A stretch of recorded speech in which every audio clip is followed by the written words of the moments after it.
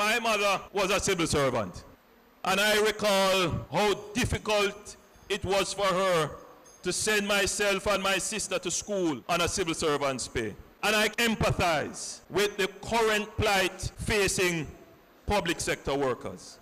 The public sector workers have made a tremendous sacrifice. They agreed to a wage freeze that has been effective over the last 5 years. And if you look at the inflation rate over the last 5 years, it is averaging close to 9%. That means that the real spending power has been eroded by 9% on average.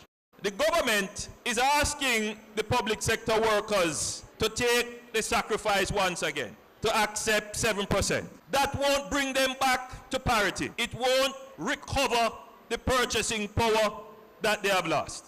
And what the government is saying, we can't do anymore because if we do anymore, we're going to fail the IMF test. When we were the government, we cared about the people's test. The last time that the police got a wage increase, they got it under the Jamaica Labour Party. Not to mention the teachers and the nurses as well. It was under a Jamaica Labour Party government. And we did that because we understood that if you are interested in growing the country, you cannot keep the largest part of your labor force, which is the public sector workers, under austerity. What it does, it demotivates them.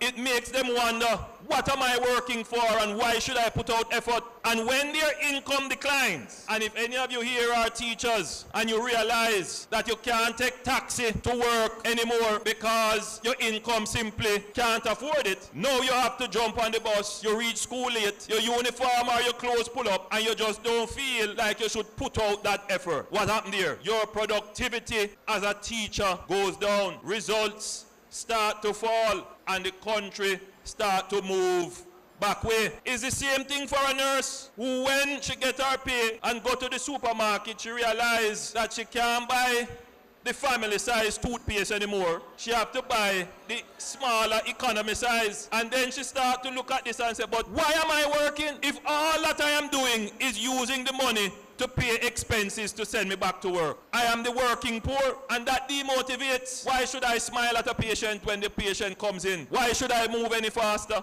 We recognize that if you're going to drive productivity and growth, you must motivate the public sector workers. And the same thing goes for policemen who have to face the firing line on a daily basis. In the back of their minds, when they realize that they can't, as fathers and mothers, send their children to school in the way they would like, they have to ask themselves, why am I putting my life at risk? And so I am in solidarity with the public sector workers. I believe the government can do better and should do better than the offer they are giving them.